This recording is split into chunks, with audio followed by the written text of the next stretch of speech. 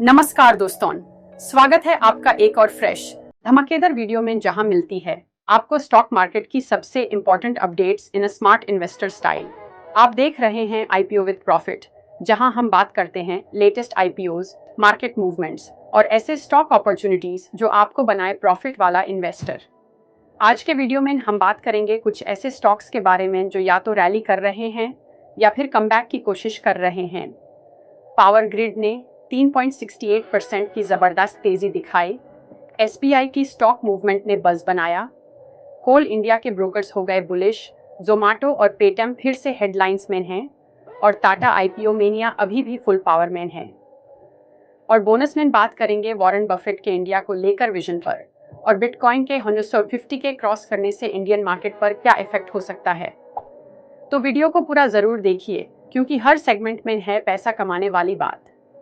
चलिए शुरुआत करते हैं पावर ग्रिड कॉर्पोरेशन से। अप्रैल 11 को पावर ग्रिड के शेयर्स 3.68% की तेजी के साथ आरएस 304.10 तक पहुंच गए।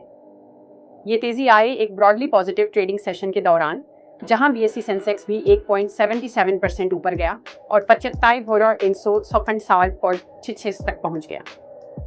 लेकिन ध्यान देने वाली बात यह है कि पावर ग्रिड अभी भी अपने 52 वीक हाई आरएस 366.92 से लगभग 17% नीचे है, जो सितंबर 2024 में रिकॉर्ड हुआ था। इसके बावजूद पावर ग्रिड ने अपने कंपेटिटर्स को आउटशाइन किया। टाटा पावर सिर्फ 1.73% ऊपर गया, गुजरात इंडस्ट्रीज पावर 2.26% और जिंदल स्टील एंड पावर 2.38% ऊपर गया। तो सवाल यह है कि पावर ग्रिड में ऐसी कौन सी बात है जो इसको रैली करवा रही है। देखा जाए तो पावर ग्रिड एक फंडामेंटली स्ट्रॉन्ग पीएसयू है जिसका बिजनेस मॉडल स्टेबल है, डिविडेंड कंसिस्टेंट है और लॉन्ग टर्म में इंफ्रा डेवलपमेंट प्रोजेक्ट्स का मेजर बेनिफिशियरी है। इन्वेस्टर्स डिफेंसिव पिक्स की तरफ शिफ्ट कर रहे हैं और पावर ग्रिड उनके लिए एक सेफ बेट बन रहा है। इस मोमेंटम को देखते हुए अगर आप डिविडेंड के लिए स्टॉक्स ढूंढ रहे हैं तो पावर ग्रिड आपकी वॉच लिस्ट में जरूर होना चाहिए। अब बात करते हैं स्टेट बैंक ऑफ इंडिया की, एक ऐसा पीएसयू बैंक जो हर पोर्टफोलियो का बैकबोन बन सकता है। अप्रैल 11 को एसबीआई के शेयर्स 1.62% ऊपर गए और R754.05 तक बैंड हुए, लेकिन ये अभी भी आर्स नॉनवार्स को 10 के अपने 52 वीक हाई से 17.33% नीचे हैं, जो जून 2024 में टच हुआ था। इंटरेस्टिंग बात यह है कि एसबीआई का ट्रेडिंग वॉल्यूम भी यूजुअल से ज़्यादा था, 593,597 शेयर्स ट्रेडेड, जो कि उसके 50 डे एवरेज 5,916 से काफ़ी ऊपर है। अगर हम पीयर ग्रुप देखें तो इंडसइंड बैंक 1.61%, कोटक महिंद्रा बैंक 2.85% और आईसीआईसीआई बैंक 0.83% ऊपर गए। मतलब पीएसयू और प्राइवेट सेक्टर बैंक्स दोनों में मोमेंटम था। लेकिन एसबीआई का एज है उसकी retail loan book, government banking और स्ट्रॉन्ग ब्रांच नेटवर्क। साथ ही डिजिटल बैंकिंग अडॉप्शन भी उसको कम्पिटिटिव बना रहा है। रिस्क कम है, रिटर्न डिसेंट है और स्टेबिलिटी हाई है। लॉन्ग टर्म इन्वेस्टर्स के लिए एसबीआई एक स्टडी कंपाउंडर बन सकता है, मगर एंट्री पॉइंट सही चुनना होगा। अभी थोड़ा और करेक्शन हो तो और भी अच्छा मौका हो सकता है। चलिए अब चलते हैं एक ऐसे स्टॉक की तरफ जिसका नाम सुनते ही डिविडेंड याद आ जाता है, कोल इंडिया। रीसेंट रिपोर्ट्स के अकॉर्डिंग नवंबर के बाद से कोल इंडिया के शेयर्स में अच्छी रैली देखी गई है, लगभग 1.5% का अपटिक। इसके पीछे का मेन रीजन था स्ट्रॉन्ग Q2 अर्निंग्स और ब्रोकर्स का positive outlook. Motilal Oswal, ICICI direct जैसे ब्रोकरेजेस ने कोल इंडिया के टारगेट प्राइसेस को अपग्रेड किया है। मोतीलाल ने आर्स पावर का टारगेट दिया है और आईसीआईसीआई डायरेक्ट ने आर्स 440। अभी करंट प्राइस आर्स 390 के आसपास है। इसका मतलब अभी भी अपसाइड बचा हुआ है। कोल इंडिया के फंडामेंटल्स स्ट्रॉन्ग हैं, consistent profit, government monopoly in coal production और high dividend payout. Power demand भी कंटिन्यूअसली बढ़ रही है, तो कोल इंडिया के अर्निंग्स पर ये डायरेक्टली पॉजिटिव इफेक्ट डाल रहा है। डिफेंसिव सेक्टर होने के बावजूद कोल इंडिया में वॉल्यूम एक्टिविटी बढ़ रही है, जो एक बुलिश साइन है। अगर आप एक ऐसा स्टॉक ढूंढ रहे हैं जो पोर्टफोलियो में स्टेबिलिटी ले और क्वार्टरली डिविडेंड भी दे, तो कोल इंडिया एक स्ट्रॉन्ग कैंडिडेट है। अब चलिए उन दो स्टॉक्स की तरफ जिनके नाम सुनते ही इन्वेस्टर्स के रिएक्शन मिक्स्ड हो जाते हैं, जोमेटो और पेटीएम। ये दोनों ही स्टॉक्स अपने आईपीओ के बाद काफ़ी वॉलेटाइल रहे हैं, लेकिन अब लगता है कि इनमें एक नई जान आ रही है। पहले बात करते हैं जोमेटो की। कंपनी ने फूड डिलीवरी सेगमेंट में अपनी मार्जिन्स इंप्रूव की हैं। ब्लिंकिट का इंटीग्रेशन अच्छी तरह हो रहा है और कुछ एनालिस्ट्स कह रहे हैं कि नेक्स्ट 2 क्वार्टर्स में जोमेटो प्रॉफिट जोन में आ सकता है।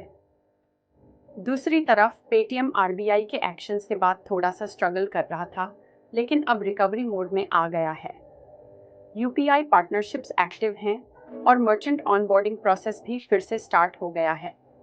ओवरऑल दोनों ही companies high risk high reward category में आती हैं। जोमेटो का बिजनेस मॉडल रिलेटिवली क्लियरर है, जबकि पेटीएम को थोड़ा रेगुलेटरी ओवरहैंग झेलना पड़ रहा है।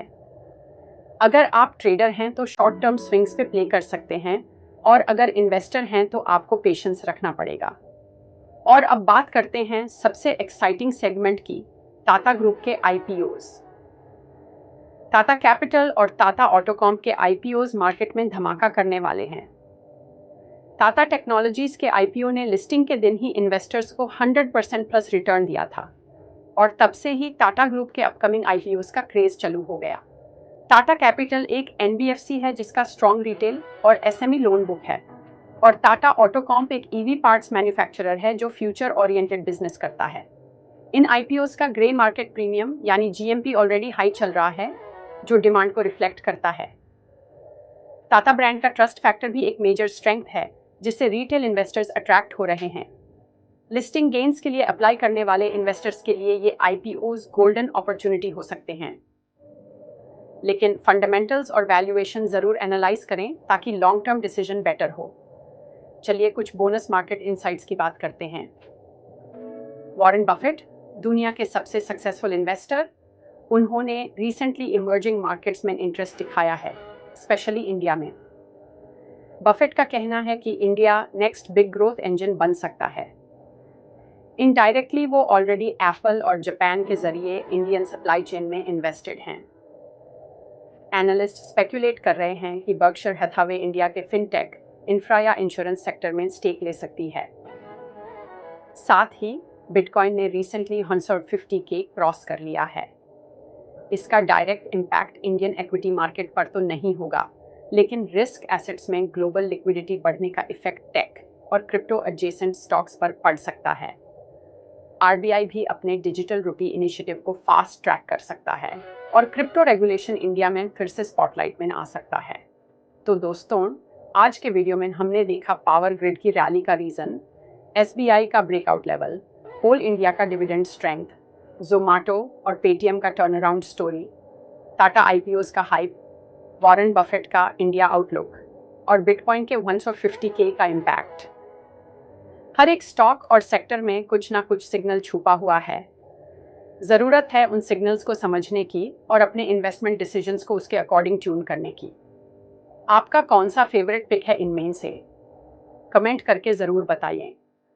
चैनल को सब्सक्राइब करें, बेल आइकॉन दबाएं और इस वीडियो को लाइक करके हमें सपोर्ट करें ताकि हम और भी ऐसे ही वैल्यूएबल इंसाइट्स लाते रहें।